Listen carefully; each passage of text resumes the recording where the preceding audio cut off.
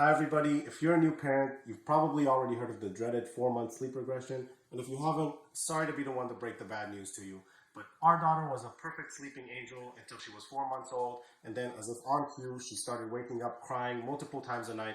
So if you're coming to that point, this is the right video for you. In this video, I'll talk about why babies go through sleep regression, how to sleep train your baby so you can put themselves to sleep, and how to wean your baby off of those pesky night feedings. As usual, this video will be divided into different chapters, so feel free to go to the timeline and pick whichever one interests you most. And as always, don't forget to like and subscribe. First, let's talk about why a baby that previously you could rock to sleep in your arms and put down in their crib to sleep happily all night, all of a sudden starts waking up as soon as you try to lay them down, or they wake up in the middle of the night several times crying. Babies love to fall asleep in their parents' arms, and for us at least as new parents, we loved rocking our daughter down to sleep. However, the first sleep regression tends to happen around 4 months, and this is because developmentally at that stage, babies start becoming aware of what's known as object permanence. And that means that if you rock your child to sleep in your arms and they went to sleep looking at your face and they wake up an hour later in their crib, they start freaking out. Just think about it. If you went to sleep in your bed and an hour later you woke up on the sofa in the living room and didn't remember how you got there, you might be a little bit disturbed by that. Other causes of sleep regression can be teething, learning a new skill, or even a growth spurt, but these are typically just short-lived blips. If you don't address the issue of your baby freaking out when they wake up, then you're definitely going to be in for a long-term struggle. Humans have sleep cycles that go from very deep sleep to very shallow sleep, and actually all of us wake up at night several times. We're just so used to it and trained on putting ourselves back to sleep that it doesn't really register. So if you don't teach your baby how to put themselves back to sleep, they're going to keep having sleeping problems. Now, if you're watching this video, you probably don't need me to tell you why sleep training is important, so I'll just talk about the how. All the things I talk about here are from the book, The Sleepeasy Solution, The Exhausted Parent's Guide to Getting Your Child to Sleep from Birth to Age 5. And what I like about this book is that it doesn't really matter at what stage you find out about it. They'll give you solutions to specific problems related to the age group your child is in. Obviously, the earlier you start with good habits, the easier it's going to be. But my wife and I found out about this book at 6 months old during an exhausting night. And this was when our daughter was waking up 2 times a night, screaming her head off. And within a few days, we managed to get her sleeping through the night happily. So obviously, I highly recommend getting this book. It really upgraded our quality of life. I think the return on investment on the $13 it costs is incalculable. And I'll talk about the gist of the system, but the devil is in the details, and this book really has all the details. I'll leave a link to the book in the description below. If you do decide to buy it, please use that link. It really helps me out. But also, you can just pick it up at your local library. Either way, I really recommend that you get this book. So I'm going to break down the method into 3 main steps as I see them. 1 is the bedtime routine. 2 is actually putting the baby to sleep. And number 3 is handling resistance. So let's start with the bedtime routine. Ideally, you want to have a series of steps that you repeat every night that indicate to the baby that they're heading to sleepy land. And if you repeat these steps the same way every time, eventually the baby's going to start yawning and winding down through the process. And your bedtime routine can include bath time, singing, bottle, whatever it is you want, but it needs to be in a calming environment.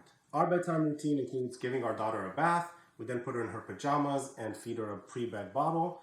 Then we change her diaper one last time, read her a book together, and then we turn on the Hatch sound machine on some white noise, and we rock her while singing Somewhere Over the Rainbow, and then we put her down to sleep, give her a kiss, say goodnight, and step out of the room quietly. Everything after the bath is done in a dimly lit room. We keep everything very low energy, very mellow, no messing around, no getting the baby all riled up again, no matter how much they want to play. And one really important point about this is that ideally, every single person who is putting the baby down is following the exact same routine. That really helps reinforce it with them. For naps, we stick with the same thing minus the bath and the bottle. Step 2 of the process deals with your baby's state when you're actually putting them down into bed. So the main idea of sleep training is that your baby needs to learn how to put themselves to sleep initially, as well as how to put themselves back to sleep if they wake up in the middle of the night. And remember, if they wake up in a different place than they went down, they're going to freak out. You don't want your baby falling asleep in your arms. So your baby needs to be drowsy but awake when you put them down. And in the beginning, it's going to take a little bit of a learning curve to find that sweet spot where they're drowsy enough to fall asleep quickly when you put them into bed, but not so drowsy that they're going to get upset at losing their comfy position in your arms. But if you repeat this a few times, you'll eventually learn your baby's cues for when they're tired enough and everything starts going smoothly.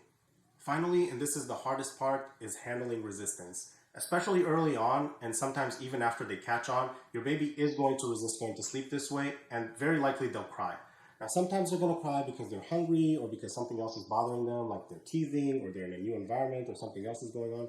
But if your bedtime routine addresses their basic needs, they have a dry diaper, they've been fed, they're nice and warm, then that crying is most likely just out of frustration. And the procedure to deal with this is, first of all, you wait 5 minutes, you let them cry. Yes, you let them cry for 5 minutes, and it sucks. It's really hard. Find something to occupy yourself.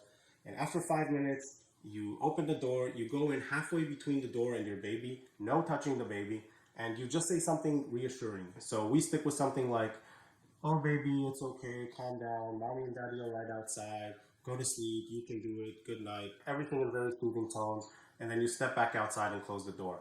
The important thing here is not to stick around for more than about 30 seconds, because at that point you're just likely to make the baby even angrier and more frustrated. And the next stage is even harder because you have to wait 10 minutes before you go back in. And after 10 minutes, you go back in, you say the same thing, come back out, and then every 15 minutes. Now, I know this sounds horrible, but for us when we did it, it was horrible, but our daughter never got through the first phase of 15 minutes. In fact, usually it didn't even take her 20 minutes to fall asleep. And the nice thing is that every night, the time that they cry before they fall asleep goes down. It's kind of like magic. And all of a sudden, within 2 or 3 days, your baby's going to be going to sleep easily, and they're going to be sleeping through the night. So again, the procedure is you wait 5 minutes, you go in and verbally reassure, go back out 10 minutes, then go in and verbally reassure, and then every 15 minutes after that. And it's going to be hard, but if you stick with it, it's really worth it, and you're going to get your life back. Again, as I mentioned earlier, I highly, highly recommend getting this book. Even if you don't use my link, go get it at the library, borrow it from a friend, get it at your local bookstore, whatever.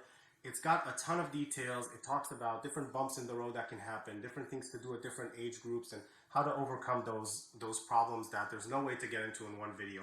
One thing I do want to mention, which was instrumental in us getting our daughter to sleep, is weaning them off the night feedings. So our daughter, as I mentioned, was waking up 2 times a night screaming her head off, and she was really hungry. Now, the problem was that we kept feeding her in the middle of the night because she was hungry, then she wasn't hungry enough throughout the day, and the cycle would repeat.